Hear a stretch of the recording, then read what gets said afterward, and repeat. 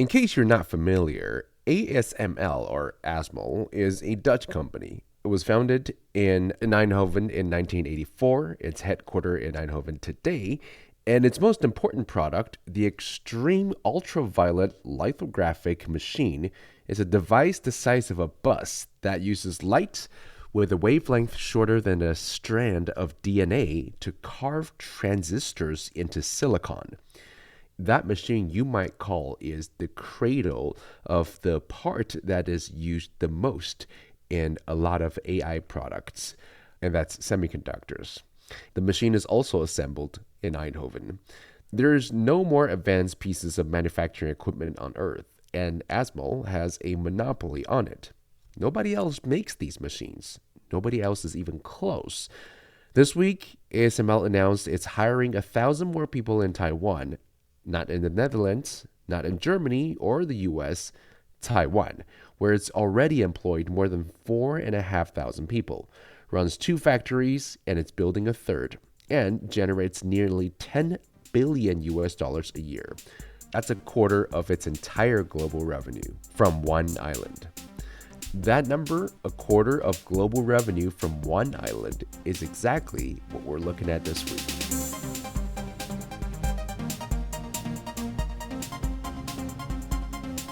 Hi, you're listening to Beyond the Reefs, a show produced by Radio Taiwan International. Here we talk about socioeconomic issues that are faced by Taiwan and their broader impact around the world beyond the reefs of this island nation. Taiwan's stock market hype has pushed it past India, making it one of the world's top 5 exchanges by value. Taiwan's total market value rose to about $4.95 trillion on Monday, according to Bloomberg data. Taiwan's benchmark stock index, the TAIEX, hit another record high during early trading on Tuesday, briefly passing 44,000 points, but closing slightly down. The growth is mainly driven by market heavyweight TSMC, whose shares have surged over 40% this year amid the AI boom. With the country set to ease investment limits, the market is expected to attract more capital. Economists say business sentiment in Taiwan is rebounding after initially being impacted by the war in Iran. Data from the Taiwan Institute of Economic Research shows manufacturing sentiment improved in April, helped by a wave of restocking orders that also boost traditional industries. The think tank says there is still strong potential for growth as long as global demand for AI holds up. Dutch tech firm ASML says it is adding 1,000 jobs in Taiwan to meet customer demand amid the ongoing AI boom. ASML is the world's leader in chip lithography, producing machines vital to semiconductor manufacturing. The new hires will increase the company's local headcount to around 5,500 workers. The new positions will mostly be in customer support, manufacturing, and supply chain roles.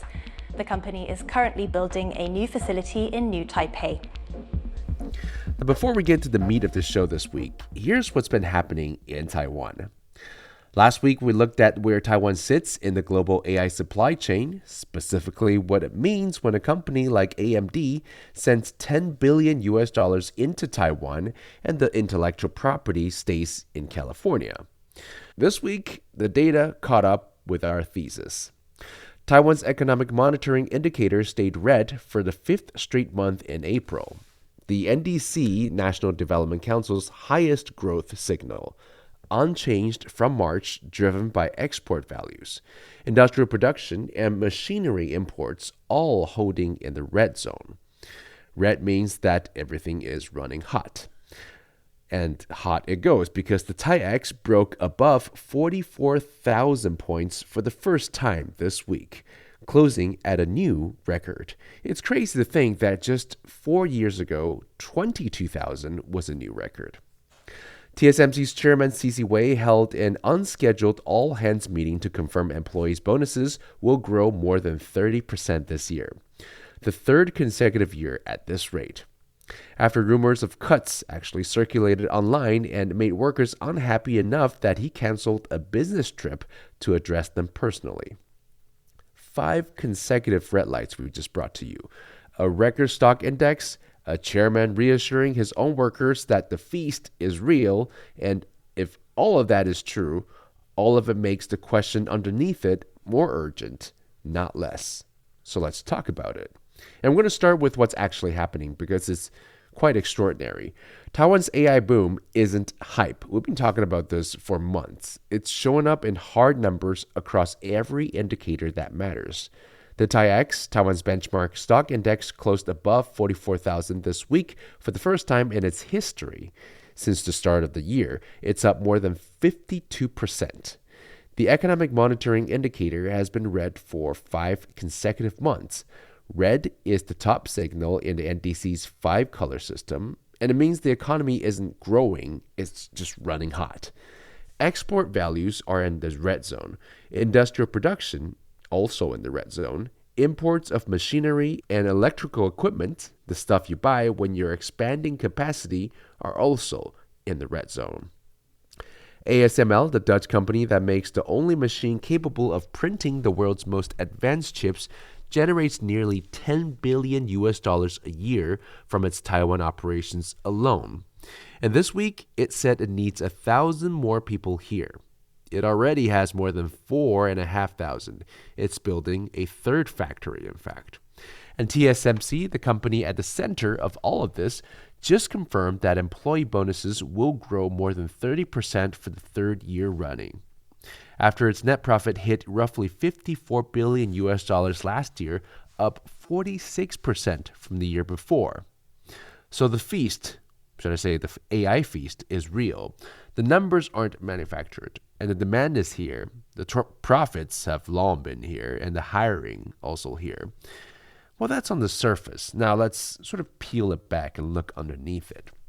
Here's the thing about a boom that is this concentrated. It tells you something about the structure beneath it, not just the size of it. Taiwan's tech and electronic exports, what economists call the ICT sector, make up about 20% of GDP, roughly a decade ago. Today, that figure is close to 65%. Nearly 2/3 of what Taiwan produces and sells to the world is semiconductors, servers, chips, and the equipment that makes them.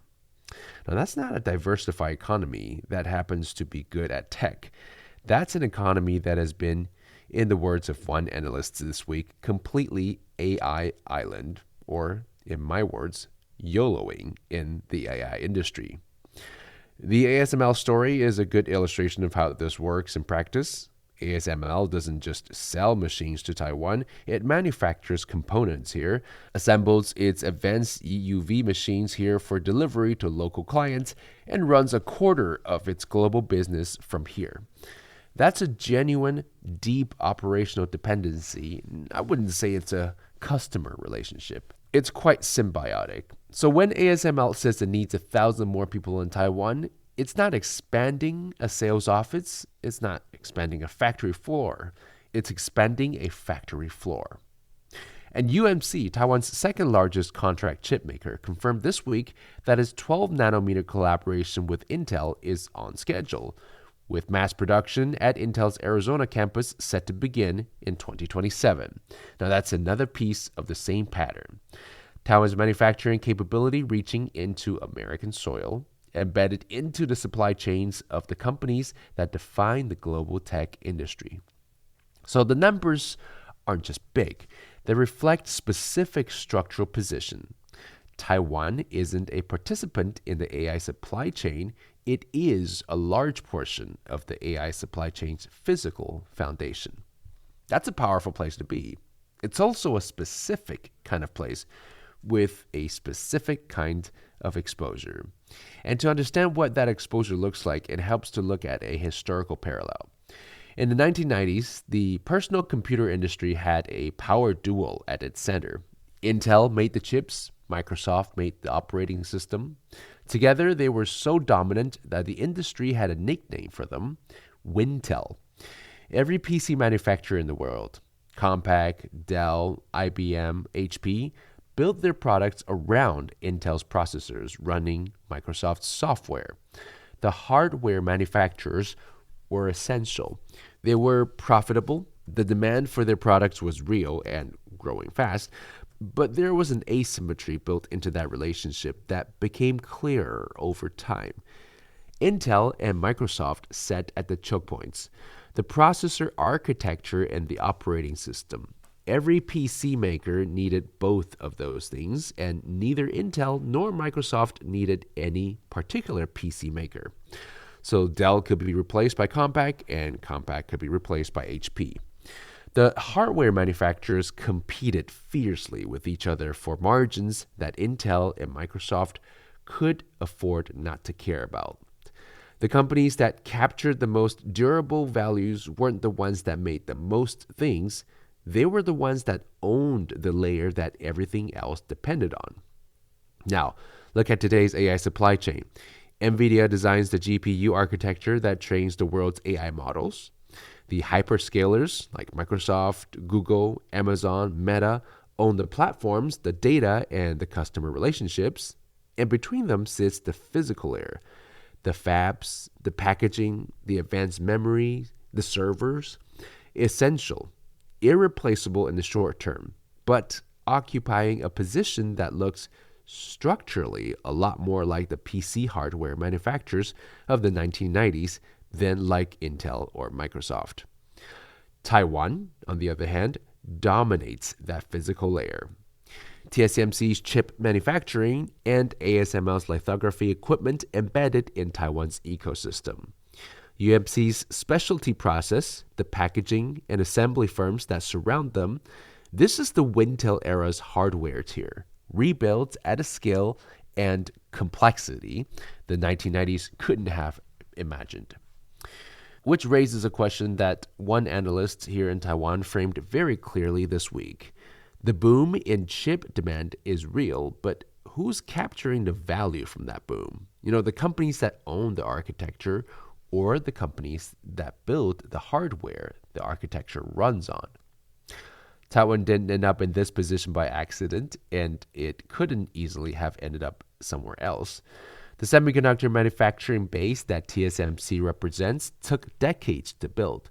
The process knowledge, the supply ecosystem, the engineering talent, the capital investments, these things compound over time, and they're extraordinarily hard to replicate. The reason ASML runs a quarter of its global business from Taiwan isn't that Taiwan has cheap land. It's that Taiwan has the only cluster of customers, engineers, and supply chain partners capable of operating ASML's most advanced equipment at scale. That cluster didn't appear overnight, and it can't be moved. So, Taiwan's structural position, deep in the physical layer of the AI supply chain, isn't a failure of strategy. It's the outcome of playing to hard-won strengths over a very long time. But strengths compound, and so do constraints. When 65% of one's exports run through one sector, and that sector is embedded in the supply chains of companies headquartered in the United States, the question of who controls the terms of that relationship becomes important. Taiwan's vice premier went public this week with anxiety about the sequencing of Section 232 semiconductor tariff decisions, specifically asking Washington to confirm the tariff exemption quotas in the January MOU before any new tariffs land. Now, that's a reasonable ask. It's also a request that only needs to be made because the terms of access to your most important market are set by someone else. And then there is Korea. South Korea is doing something different. This week, details of the Korean government's AI highway plan continue to circulate.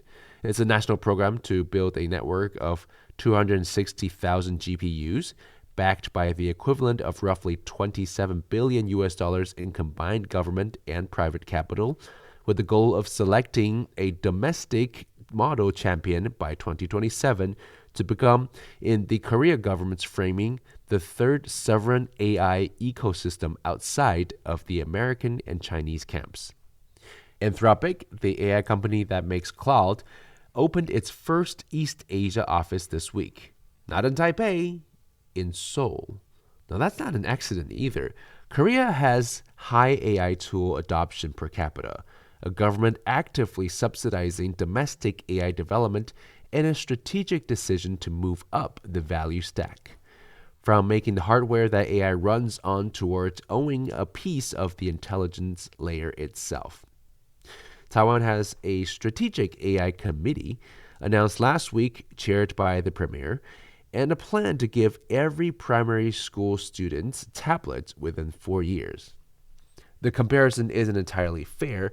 Korea and Taiwan have different resources, different industrial structures, different geopolitical situations.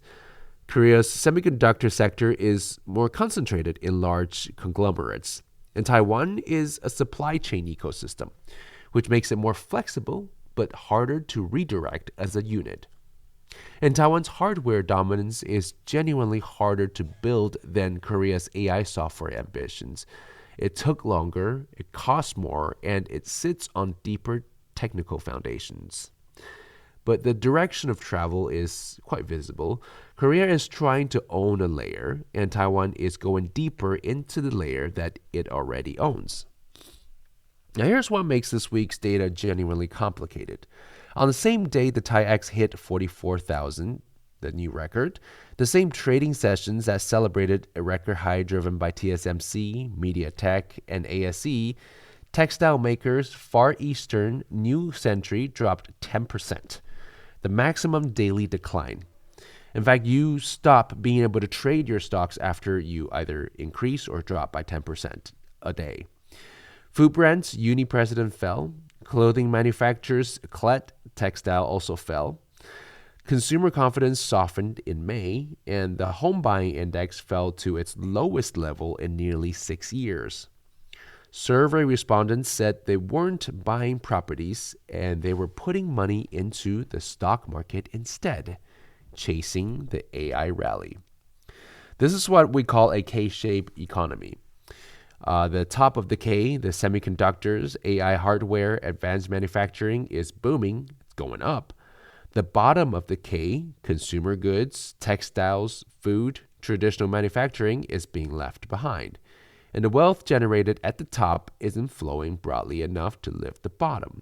It's concentrating. So we've been talking about this for months, but it's worth knowing that TSMC's C.C. Wei told workers this week that salary growth for entry-level employees would outpace growth for senior employees. That's a deliberate attempt to distribute the gains more broadly within the company. That's quite notable. It's also arguably a signal. The gap between what the feast is generating and what ordinary workers are experiencing has become visible enough that the chairman of the world's most powerful chipmaker felt the need to address it at an all-hands meeting. So, the concentration is very real, and they're not in contradiction. They're the same phenomenon seen from two different angles. An economy that has become 65% dependent on one sector, one that is booming, will generate extraordinary wealth. It will also generate extraordinary exposure, and it will do both of those things unevenly. So here's where we are. Taiwan is, by most measures, at the center of the most important technology build-out in a generation. The numbers are real, the profits are real, the hiring definitely here. TSMC, ASML, UMC, these aren't bubble companies. They're building something that the world really needs. But being indispensable to a supply chain isn't the same as controlling it. The Wintel era's hardware manufacturers were indispensable too, right up until the economies shifted and the value migrated to the layers above them. Maybe Taiwan's hardware dominance is structurally different. Maybe it's deep enough, complex enough, that parallel doesn't hold. Maybe Korea's bet on the intelligence layer pays off, and Taiwan finds itself in the 2030s still making the world's best chips for companies that own everything the chips are used for. Which one of these futures you believe probably depends on whether you think owning the floor of the AI era is enough, or whether eventually somebody builds a ceiling.